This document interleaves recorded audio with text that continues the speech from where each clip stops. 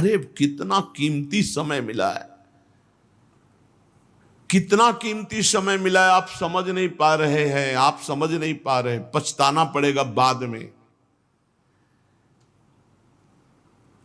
थोड़ा समय विश्राम किया जाता है, इसको अभ्यास में डाल लो। कई वर्ष हो गए मध्याह्न में विश्राम नहीं, नींद का नहीं, थोड़ा शरीर स्वस्थ होने का, लेट जाना फिर बैठ जाना, फिर टहलना, फिर लेट जाना बैठ जाना, नींद का नहीं। रात्रि में 4 घंटे इसको लेटने के लिए देते हैं बस, बीमार स्थिति में।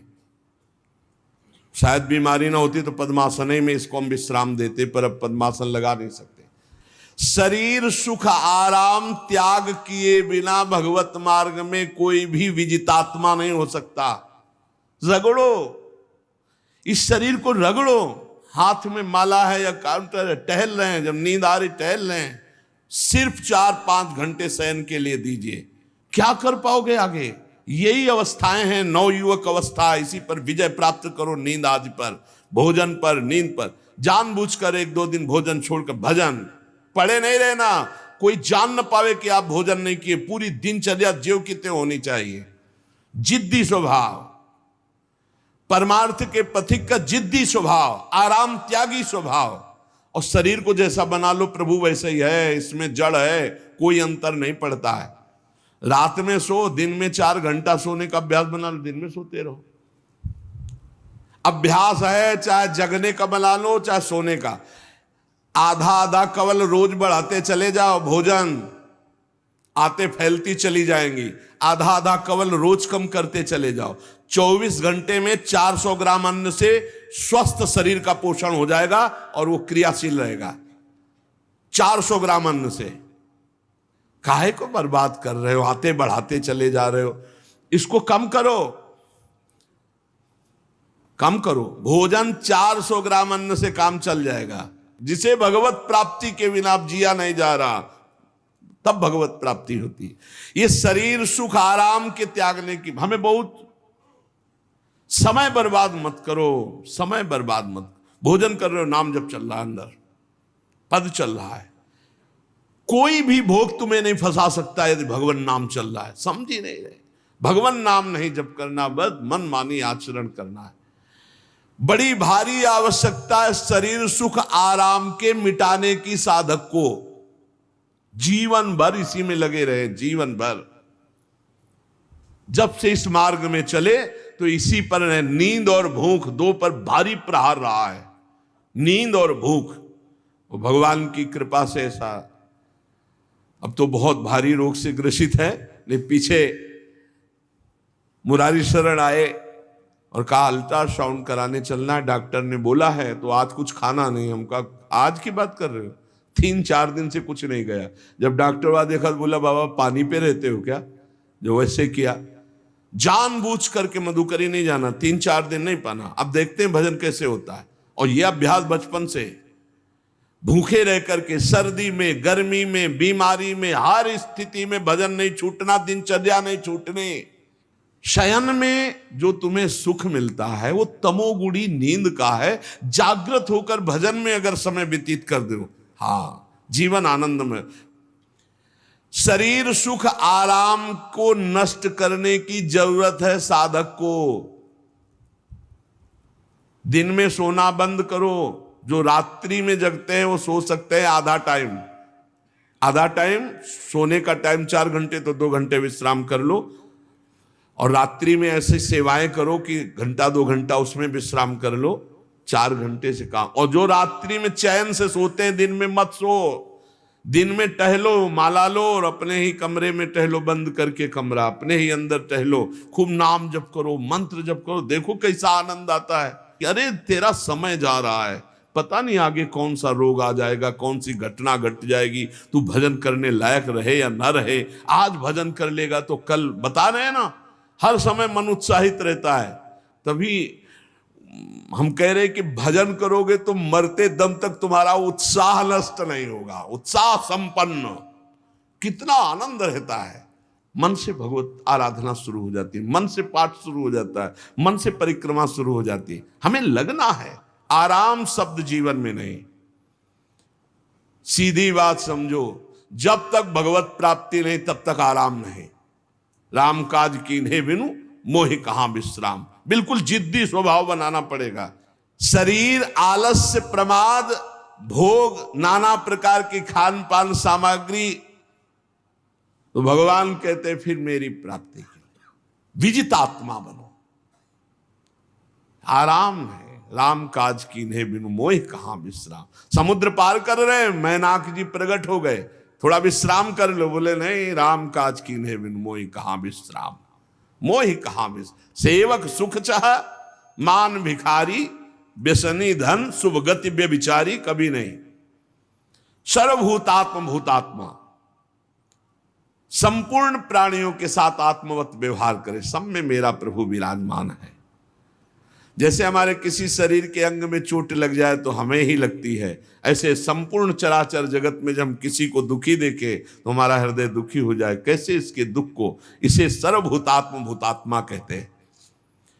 जो योगी होता है वो सबको सुख पहुंचाने की चेष्टा करता है, किसी को भी दुखी देखकर उसका हृदय व्याकुल हो जाता है। साधन में स्वाभाविक प्रवृत्ति नहीं होती, लगाना पड़ता है, इसलिए उद्देश्य दृढ़ रखो। अब हमको इसी जन्म में भगवत प्राप्ति करनी है। हम प्रियालाल की शरण में हैं। हमारा एक एक मिनट बड़ा कीमती है। हर मिनट में, हर सेकंड में हमें नाम जप करना है और प्रभु के भरोसे रहना है। कम सोना है, कम खाना है, कम बोलना है। 3 बातें पकड़ो। कम सोना, इसका अभ्यास बना लो। कम खाना, इसका अभ्यास बना लो। और कम बोलना, इसका अभ्यास। ये 3 बातें जीवन में साधक के बिल्कुल सरलता पूर्वक आ जानी चाहिए। मिताहार, मित भाषण और नियमित शयन। शयन से बचो, ये बहुत जहर है। नींद बहुत जहर है। निद्रा आलस प्रमादोत्थम तत्तामस मुदाहृतम। इसको एक सीमा में बांध दो। 3 घंटे, 4 घंटे, 5 घंटे, बस 24 घंटे माला, काउंटर, वाणी, सेवा, टहल रहे हैं। सो नहीं सकते, आराम नहीं कर सकते, नहीं कर सकते। ये अभ्यास बनाओ, तभी आगे बढ़ पाओगे। सत्संग रोज सुनते हो, देखो तुम्हें जो डांट लगती है, तुम्हें बहुत प्यार करते हैं। प्रभु बहुत प्यार करते हैं, इसलिए डांट लगवा रहे हैं, इसलिए आपको सत्संग सुना रहे हैं। ये जीवन सार्थक कर लो, नहीं तो बहुत पछताना होगा। हम पशु पक्षी के जीवन में साधना नहीं कर पाएंगे। कैसे हमारा चिंतन बदले। भगवान ने अगला शब्द का मदगत प्राणा। प्राण जिसके मेरे में समर्पित है। प्राण समर्पित का मतलब है प्राण वायु को लेकर प्रधान है। भोजन न मिले, जल न मिले तो भी हम जीवित रह सकते हैं काफी समय तक, क्योंकि प्राण वायु। प्राण बलवान पुष्ट होते हैं अन्न और जल से, लेकिन प्राणों की सत्ता वायु से है। ये जो श्वास प्रश्वास है, भोजन हमें 4-6 दिन न मिले तो आराम से दिनचर्या चल सकती है। पानी 8-10 दिन न मिले तो भी दिनचर्या चल सकती है, ऐसा नहीं कि मर जाएंगे। लेकिन 2 मिनट वायु ना मिले तो मर जाएंगे। 2 मिनट वायु ना मिले तो प्राण नष्ट हो। प्राण का सीधा संबंध वायु श्वासों से है। और प्रभु को प्राण समर्पित करने का मतलब हर श्वास नाम जप करना। मदगत प्राणा। हम पानी भी पिएंगे, भोजन भी पाएंगे तो प्रभु को समर्पित करके और हर श्वास नाम जप करेंगे तो ये मदगत प्राणा होगा। मत चित्ता, निरंतर चिंतन करने के लिए हमें प्राणों को समर्पित करना होगा। हमारे प्राण समर्पित हैं, हम प्रसाद के द्वारा प्राणों का पोषण करेंगे और हर श्वास प्रश्वास में नाम जप। श्वास ऊपर गई तो नाम जप, श्वास नीचे गई तो नाम जप। बोधयंता परस्परम। यदि हम किसी से बात करेंगे तो अपने प्रभु की चर्चा करेंगे। उसी प्रभु की चर्चा का कथन, कथयंतश्च माम नित्यम, केवल भगवत चर्चा करेंगे। केवल। कभी कभी ये लोक कल्याण की भावना भी प्रपंच में उतार देती है। निवेदन है कि यहां कोई लोक वार्ता का प्रश्न लेकर के नावे, एक जगह तो बख्श दो जहां केवल भगवान के संबंध की चर्चा होने दो। श्रीधाम वृंदावन में आप आए हो तो प्रिया प्रीतम की चर्चा का प्रश्न करो, प्रिया प्रीतम की चर्चा सुनो, निहाल हो जाओगे। तुष्यंत च रमंत च, उसी में आनंद और संतोष होता है। भगवत चर्चा हुई और उसी में रमण करे। एक जगह तो रखो जहां तुम केवल प्रभु की चर्चा सुन सकते हो, प्रभु की चर्चा कर सकते हो। प्रपंच का तो बहुत विस्तार है। कथयंत च माम, माम भगवान कह रहे हैं, कथयंत च माम नित्यम तुष्यंत च रमंत च। चलते हैं हम भगवत मार्ग में, फैल जाते हैं फिर दुविधा युक्त संसार प्रपंच में। केवल भगवत चर्चा, कथयंत च माम, भगवान केवलम, केवल माम, मेरा, प्रियालाल की सिवा और कोई चर्चा नहीं। बार बार बोर्ड लगवा देते हैं, श्यामा श्याम की चर्चा के सिवा यहां कोई चर्चा न की जाए। आपको अगर आशा है कि यहां से कोई काम बनते हैं तो हम पहले आपको बता देते हैं हम असमर्थ हैं, हमारे में कोई सामर्थ्य नहीं है। हम केवल प्रभु की चर्चा करते हैं, प्रभु का नाम जपते हैं, प्रभु के लिए जीवन है, बस इतनी बात है। जो प्रभु में डूबना चाहता है वो आए, स्वागत है। इसके अलावा ना कोई आशीर्वाद, ना कोई तंत्र मंत्र, ना कोई जंतुर, ना किसी भी तरह की कोई ढांढस वृत्ति बना सकते हैं कि जाओ तुम्हारा ये ठीक हो जाए, तुक्का लग जाए, ठीक हो जाए, तुम्हारे भाग्य की बात है। यहां से कोई चमत्कार नहीं, यहां एक ही चमत्कार है, मलिन मन को श्री भगवान में लगा देना, जीवन को जीवन मुक्त अवस्था में पहुंचा देना। निर्विकारता की स्थिति प्राप्त करने के लिए साधु समागम है। भगवान का आदेश है, यदि मुझे अनुभव करना चाहते हो, इसी जन्म में परमानंद की प्राप्ति करना चाहते हो तो मय्येव मन आदत्स्व मयि बुद्धिम निवेश है। कैसे करोगे? तो भगवान कह रहे मत चित्ता, मेरे में चित्त लगाओ। चित्त कैसे लगेगा? चूंकि हम प्राणों से बहुत प्यार करते, देह प्राण ते प्रिय कछु नाही, इसलिए भगवान को कहना पड़ा प्राण मेरे को समर्पित करो। कैसे समर्पित करें? जो खाओ पियो भगवान को भोग लगा के, और रात दिन नाम जप में, हर श्वास में भगवत चिंतन। अगर वार्ता करनी तो बोधयंता परस्परम कथयंतश्च माम नित्यम, केवल मेरी चर्चा। बड़ा दुर्लभ हो रहा है, भगवत चर्चा होना बड़ा दुर्लभ हो रहा है। भैया ये सब सुनहु भरत भावी प्रबल, बिलख कहो मुनिनाथ, हानि लाभ जीवन मरण जस अपजस विधिहात। जब कर्मों का फल भोगने का आया तो महात्मा जी, और जब पाप कर्म करने जा रहे थे तो पूछ लेते हमसे कि हम पाप कर्म करने जा रहे हैं, आपकी अनुमति है क्या? तब नहीं, तब किसी ना भगवान की याद की, न गुरु की याद की, मनमानी आचरण किए। तो अब भोग आया है, अब भोग लो, उसको भोगना पड़ेगा, वो यहीं मिलेगा तुम्हें। पति पत्नी परिवार संसार मित्र, इन्हीं में सब कलह अशांति मारपीट नाना प्रकार का। अरे पूछो मत, भगवान के चरणों का जब तक आश्रय नहीं लोगे तो यहां का ये प्रेम विवाह, यहां का प्रेम तुम्हें शांति प्रदान नहीं कर सकता। भगवत भाव रखोगे, हर परिस्थिति को शांति पूर्वक निर्वाह। ये जीवन काटना भी एक कला है।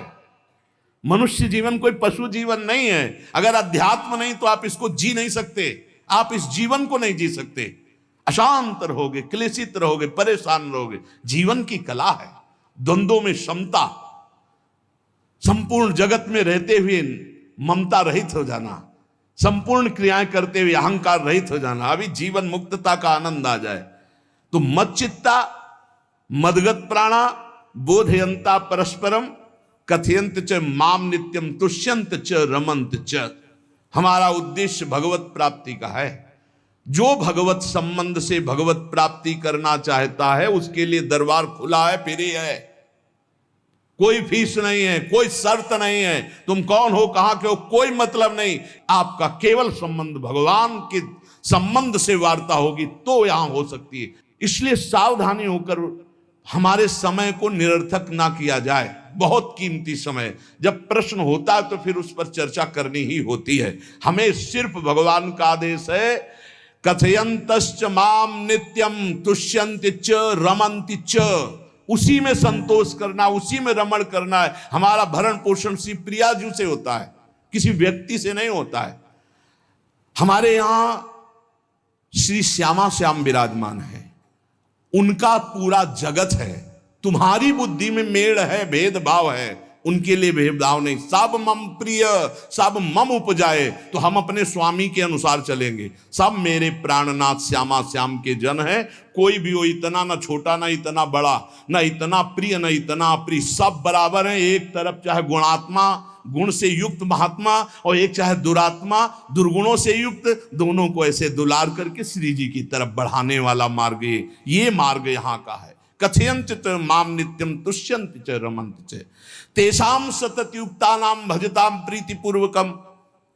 जो सतत प्रेम पूर्वक मेरा भजन करता है, भगवान करे ददामि बुद्धि योगम तम, उसकी बुद्धि का योग मैं करा देता हूं। ये खास बात हुई, लगाने की चेष्टा हमने की मन बुद्धि को, और भगवान आकर मन बुद्धि में विराजमान हो गए। तेषामेवानुकंपार्थ महमज्ञानजं तमः नाशयात्म्यात्म भावस्थो ज्ञान दीपेन भास्वता। भगवान कृपा करके उसके हृदय में ज्ञान प्रकाशित कर दिया। जब कोई सतत भजन करता है, प्राण प्रभु को समर्पित कर देता है, चित्त प्रभु में लगाए हुए प्रभु की चर्चा, भगवान उसके अंदर ज्ञान प्रकाशित कर देते, तो वो अनात्म भाव जो देह भाव था उसका नाश हुआ और वो भगवत भाव में स्थित हो जाता है। भगवान कह रहे हैं मत चित्तः सर्वदुर्गाणि मत प्रसादात् तरिष्यसि। जब कोई मेरे में चित्त लगाता है तो मेरी कृपा से सारे दुर्गुणों का नाश हो जाता है। महात्मा तो भगवान बनाते हैं, करो सत्य ते साधु समाना, मैं उसे साधु बनाऊं। हमारा कर्तव्य, हमारा चित्त प्रभु में लग जाए, मेरा चिंतन करो, भगवान का आदेश है। बस खास बात है चिंतन। हमारी प्रारंभ से विशेष श्रद्धा इसी बात में रही गुरु शब्द पे, कि रात दिन कोई भी चेतना युक्त क्षण ऐसा ना जाए जिसमें भगवत विमुखता हो। बस इसी बात की साधना जीवन भर रही। प्रारंभ में गुरुदेव ने कह दिया जब तक चेतना है तुम्हारे में, तो तुम्हारा जागृत अवस्था का चेतना युक्त एक भी क्षण व्यर्थ नहीं जाना चाहे। तो गुरु कृपा से यही प्रयास रहा है कि हमारा एक भी मिनट भगवान से विमुख न जाए। पूर्व में ऐसी स्वभाव वृत्ति बनाई थी कि लोगों को ये शंका होती थी कि ये बोल पाते हैं कि नहीं बोल पाते हैं, अर्थात इनके वाणी है कि नहीं है, मूक मौन, जटाओं का बोझा, एक वस्त्र, बस शांत। बुलाया गया, घंटा बजा तो पहुंच गए, प्रसाद लिए, उसमें एकांत, हर समय मंत्राग। कथा में बैठे हैं, अनुकूल वचन आया तो सुन लिया, नहीं पूरा का पूरा सत्संग ऐसे ही चला गया। हमारा मंत्र चल रहा है, एक क्षण भी मंत्र से बिलग नहीं। हमारा कर्तव्य है केवल चिंतन। चिंतन करोगे तो अभी मुक्त हो, अभी परिणाम में नहीं। अभी हम राधा बोल रहे हैं, अभी प्राण निकले, अभी श्री जी के पास पहुंच जाएंगे। भगवान की कृपा का बल और साधन का तुम्हारा पूरा प्रयास प्रयत्न, ध्यान रखो, दो से सिद्धि प्राप्त होती है। भगवान की कृपा का बल और आपकी पूरी साधना का प्रयास प्रयत्न, कायरता नहीं। भगवान की कृपा का बल और तुम्हारा पूरा प्रयास, पूरा प्रयत्न। देखो भगवान की दर्शन वृत्ति हृदय में जागृत हुई ध्रुव जी के पद को लेकर, कामना को लेकर। मैं भगवान का साक्षात्कार करूंगा, उनसे वरदान मांगूंगा कि मुझे सबसे श्रेष्ठ पदवी की प्राप्ति हो। चले, भगवान नारद जी मिले। पहला प्रलोभन, चलो अभी तुम्हें इस सम्राट पद पर नकार दिया। फिर भय, सांप हैं, बीछी हैं, जंगल के बड़े, और फिर यक्ष राक्षस, न जाने कौन कौन है। तुम अभी बालक हो, तुम्हें खा जाएंगे, तुम क्या तपस्या करोगे, क्या भजन। नहीं, इससे भी नहीं टिके। कुछ भी हो, कदम वापस नहीं जाएंगे, अब तो हरि की प्राप्ति। तो गुरु मंत्र दे दिया। 6 महीने बहुत ही देह भाव रहित होकर उच्च कोटि की साधना की।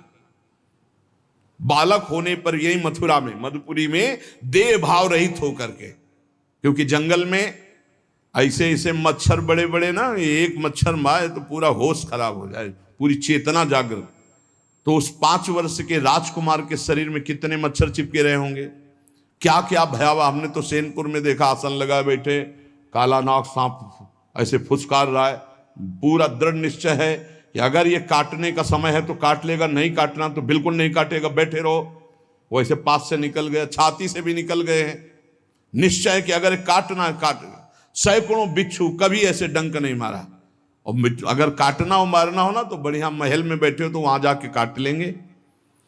ध्रुव जी अपनी निष्ठा से कभी नहीं विचलित हुए। अब जब भगवान सामने आए तो आखिरकार 5 वर्ष के बालक घबरा गए। भगवान का तेज, भगवान का रूप, भगवान की महिमा। भगवान मुस्कुराए, कृपा दृष्टि से देखे, बल मिला, भगवान को देख पा रहे हैं। अब मन में आया कि मैं स्तुति कैसे करूं, क्योंकि कोई ज्ञान तो है नहीं। भजन किया, भगवान की प्राप्ति हो रही, लेकिन अब कोई ऐसा ज्ञान तो है नहीं जिससे भगवान का स्तवन करे। भगवान की तरफ देख करके कुछ कहना चाहते हैं, पर क्या भगवान को कहें ये ज्ञान नहीं। तो भगवान ने अपने ज्ञान स्वरूप शंख का ध्रुव जी के कपोल पे स्पर्श करा दिया। जो भगवान कह रहे, ज्ञान तो मेरी कृपा से होता है। अभी पीछे इस श्लोक में भगवान ने कहा, तेसा मेवानुकंपार्थ महमक ज्ञानजम तमः नाशयाम्यात्म भावस्थो।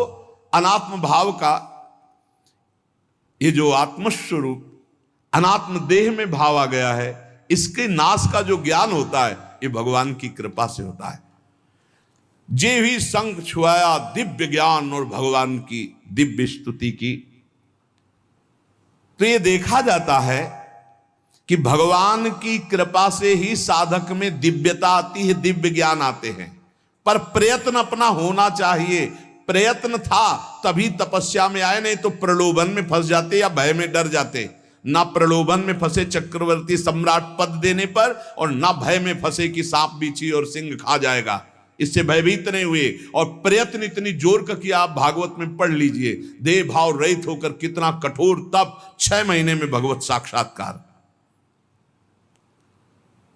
आत्मबल, भगवत कृपा बल।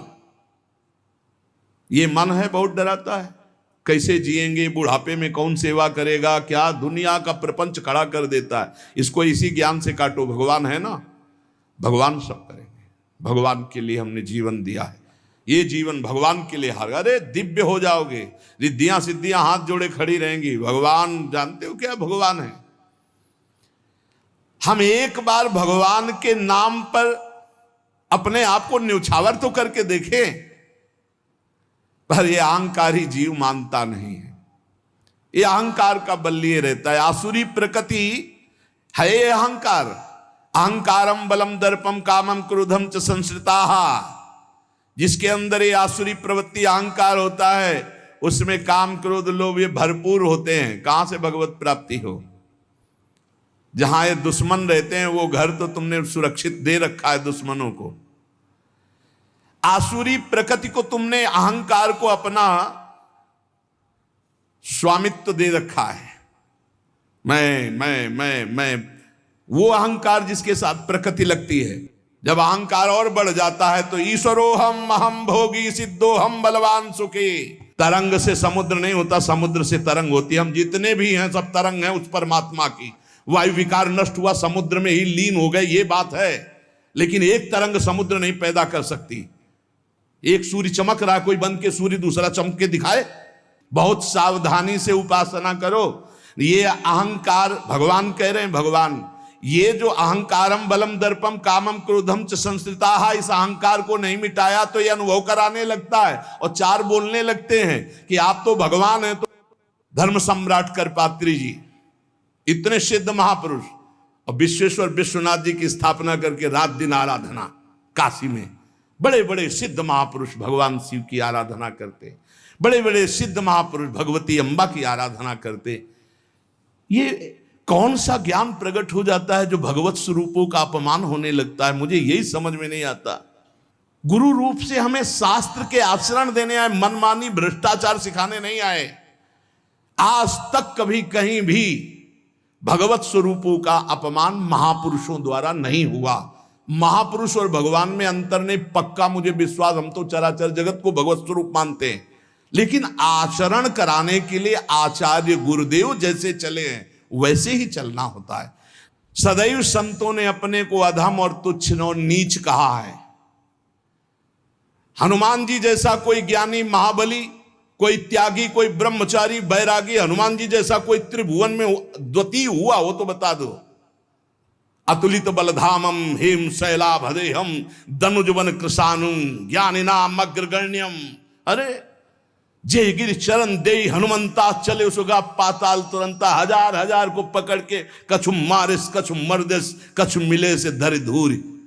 अब विभीषण जी से कैसे परिचय बता रहे, प्रात ले जो नाम हमारा तेहि दिन ताहि ना मिले आहारा, असमय अधम सखा सुनु मोहु पर रघुबीर। क्या दैन्यता का स्वरूप हनुमान जी महाराज।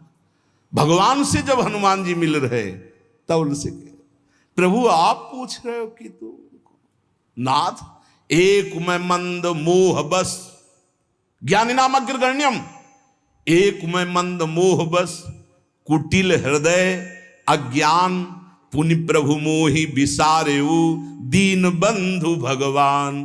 जय प्रणतारित भंजन, चरणों में लौट गए हनुमान जी महाराज। सबरी जी भगवान सामने बैठकर स्तुति करते हैं। जो नवधा भक्ति है वो उपदेश नहीं है, सबरी जी की स्तुति है। ये सब भक्ति सबरी जी में विराजमान, क्योंकि उसी समय सबरी जी भगवत धाम जाती है तो उपदेश तो उसको दिया जाता है जो आचरण में उतारे। सबरी जी तो सिद्ध महापुरुष अभी भगवत धाम जा रही भगवान के सामने ही।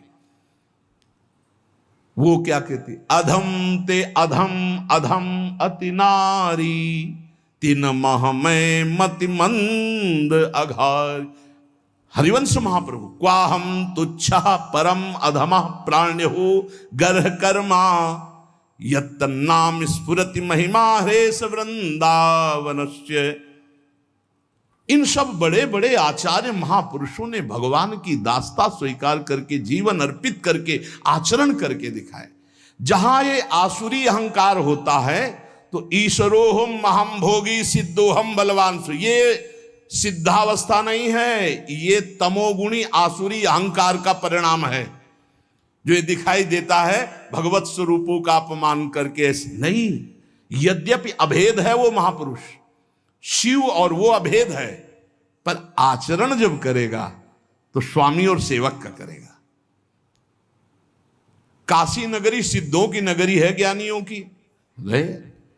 देखा बड़े बड़े सिद्ध परमहंस जाते हैं शंकर जी के दर्शन करने, विश्वनाथ जी के, तो जिनके कमंडल भी नहीं, दिगंबर है ना, तो वो भी ऐसे हाथ उठा के नमः पार्वती पते, और बस ऐसे सर झुकाए खड़े रहते हैं।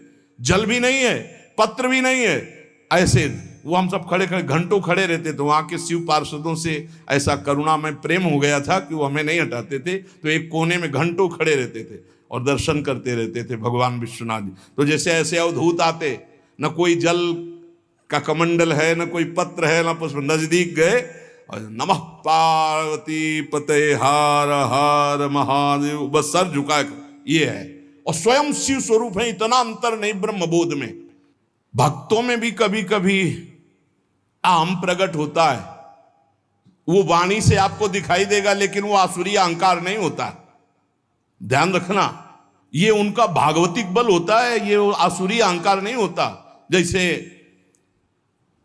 जनक जी की सभा लगी हुई है, भगवान श्री राम लक्ष्मण जी विराजमान है विश्वामित्र जी के समीप बड़े सौम्य भाव से। जनक जी महाराज ने देखा कि बड़े बड़े वीर आए, पर धनुष यज्ञ में धनुष को अजगों को कोई उठा ही नहीं पाया, खंडन की तो बात जाने दो। रावण बाणासुर आया, आरती प्रणाम करके चले गए। अब आशा ही खत्म हो गई, कोई उठाने वाला ही नहीं, तो उन्होंने कहा वीर विहीन मही मैं जानी। अब मैं आज जान गया कि पृथ्वी वीरों से रहित हो गई। अगर मैं ऐसा जानता कि इस भूमंडल में कोई वीर ही नहीं अजगों का खंडन करने वाला, तो मैं ऐसा प्रण नहीं लेता, मेरी जान की कुंवारी रह जाएगी। ऐसे विकल होके वीर विहीन मही मैं जानी। जनक जी ने इतनी बात जे भी कही तो लक्ष्मण जी कूद पड़े सिंह शावक की तरह उछलकर और कहा कि जहां रघुकुल भूषण भगवान श्री राम विराजमान हो जनक, ये बड़ी तुमने निराशापूर्ण बात कैसे कह दी? तुमने ऐसी बात कह दी जहां रघुकुल भूषण भगवान श्री राम विराजमान है। ताल ठोकी और कहा अगर इनका इशारा हो जाए, समझो, जो तुम्हारी अनुशासन पाओ, कंदुकियू ब्रह्मांड उठाओ, काचे घट जिमी डारों फोरी, सकऊं मेरु मूलक जिमी तोरी, कमल नाल जिमी चाप चढ़ाऊं, जो जन सत प्रमाण ले धाऊं। हे जनक, जहां रघुनाथ जी विराजमान होते वहां ऐसी बात नहीं कहते। तुमने ऐसी बात कैसे कह दी? अगर मेरे स्वामी का आदेश हो जाए अभी तो पूरे ब्रह्मांड को कच्चे घड़े की तरह तोड़ दूं। ये अजगौ पुराना 100 योजन एक बार में दौड़ते हुए जाऊं और इसको ऐसे कमल लाल की तरह तोड़ दूं, मेरे स्वामी का आदेश हो। यह अहंकार नहीं है। पहली बात कही, जो तुम्हार अनुशासन पावो, अगर मेरे प्रभु श्री राम की आज्ञा हो जाए। और लक्ष्मण जी ने एक बात और कही कि तोरों छत्रक दंड जिमि तव प्रताप बलनाथ, आज के बाद कभी धनुष स्पर्श नहीं करूंगा यदि मेरी बात झूठी हो जाए। आपके प्रताप से इसे बरसाती छत्ते की तरह तोड़ दूं इस अजगौ को, अगर आपका आदेश हो। तव प्रताप बलनाथ, यह अहंकार नहीं है, यह भक्त का भगवत प्रताप है। दशानन कह रहा है, अरे मुझे क्या भय, तेरी सभा में अगर कोई वीर हो तो मेरा पैर उठा दे, मैं राम जी का एक छोटा सा सेवक हूं। तू मेरे प्रभु को बार बार मनुष्य कह रहा है, मैं जिनका सेवक हूं। तेरी सभा में तू जो अपने सभा बलों के बल पर बलवान होकर कहता है कि ये सब आहार है, तो मैं उनका एक छोटा सा दूत हूं। अगर कोई मेरा पैर उठा दे तो जानकी जी को राम जी हार जाएंगे, वापस चले जाएंगे। राम प्रताप सुमिरपन रूपा। सभा में पैर हाहाकार मच गया। जब स्वयं दशानन उठा तो मारा घूसा, 4 मुकुट राम जी के चरणों में गए। राम जी के चरणों में झुक, तब तेर बचेगा, मेरे चरणों में झुकने से नहीं। कोई उठा नहीं पाया। ये अंगत का अहंकार नहीं, ये भक्त का भगवत प्रताप होता है। राम प्रताप सुमेरी परण रूपा। राम प्रताप हरिवंश प्रताप ही जानत है, हरिवंश प्रबोध प्रमाणत है, हरिवंश सर्वस्व है तिनके, सुख संपत्ति दंपति जो जिनके। लक्ष्मण जी कह रहे, सकऊं मेरु मूलक जिमि तोरी, जैसे मूली तोड़ दिया जाता 4 लाख योजन का सोने का पहाड़ सुमेरु, ऐसे उखाड़ के तोड़ के फेंक दूं। भगवान अपार सामर्थ्यशाली, और जो भगवान में चित्त जोड़े अपार सामर्थ्यशाली। हम लोग कभी कभी अहंकार और प्रताप के भेद को नहीं समझ पाते। महापुरुषों में अहंकार नहीं होता, वो भगवत प्रताप होता है। जो आसुरी अहंकार है वो तो भगवान की शरणागति से नष्ट हो जाता है। भगवान का प्रताप भक्तों के जीवन में उदय होता है। भगवान बहुत कृपालु हैं, बड़ी करुणा की है, अपना मार्ग हमें देने के लिए सत्संग दे रहे हैं। कथन श्रवण का सौभाग्य मिला है। इसी जन्म में हमें भगवत प्राप्ति करनी है। अपार बलशाली माया को परास्त करने का बल केवल भगवान की कृपा से प्राप्त होता है। इसलिए नाम जप करो, भगवत लीला गायन गुणगान करो और भगवान से प्रार्थना करो कि मेरा अहंकार आपके चरणों में समर्पित हो जाए। सारा दोष इसी अहंकार का है। ये संस्कृति मूल शूल प्रद नाना, सकल शोकदायक अभिमाना, ताते करें कृपा निधि दूरी, सेवक पर ममता अति भूरी। हमारे ऊपर बहुत प्यार है प्रभु का, हम उस प्यार के बल से अहंकार को प्रभु के चरणों में समर्पित करके इसी जन्म में जीवन मुक्त हो जाए। शेष चर्चा आगे। श्री राधा वल्लभ लाल की जय।